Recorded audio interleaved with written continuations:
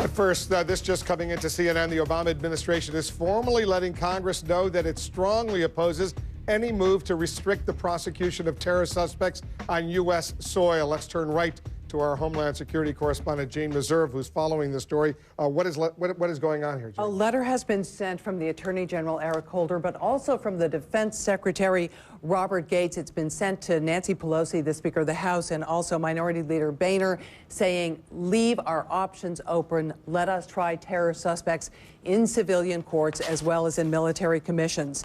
They say the exercise of prosecutorial discretion has always been and should remain an executive branch function. We believe it would be unwise and would set a dangerous precedent for Congress to restrict the discretion of our departments to carry out specific terrorism prosecutions. It notes that on several occasions, Congress has voted to permit detainees currently held in Guantanamo to be tried in courts here. And so this letter was signed not only by the Attorney General, Eric Holder, but also by the Secretary of Defense, Robert Gates, and that makes a specific point. Yes, exactly. I mean, Eric Holder has been a lightning rod in all of this. He is an Obama appointee. He's believed to have a relatively liberal agenda. Robert Gates, on the other hand, served in the Bush administration. This is somebody who has a different portfolio altogether. Both of them have signed this letter. Has legislation actually been introduced that would bar trying some of these Gitmo detainees in civilian courts? Yeah, a couple of different tactics have been used by people in Congress. Some would bar entry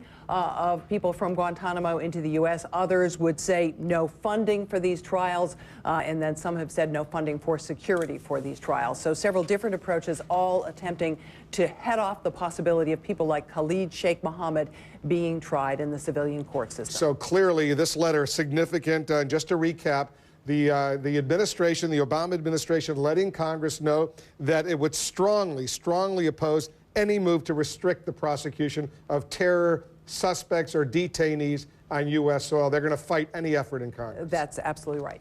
Jean Meserve, thanks very much for that. Let's get back to the big story here in the United States today.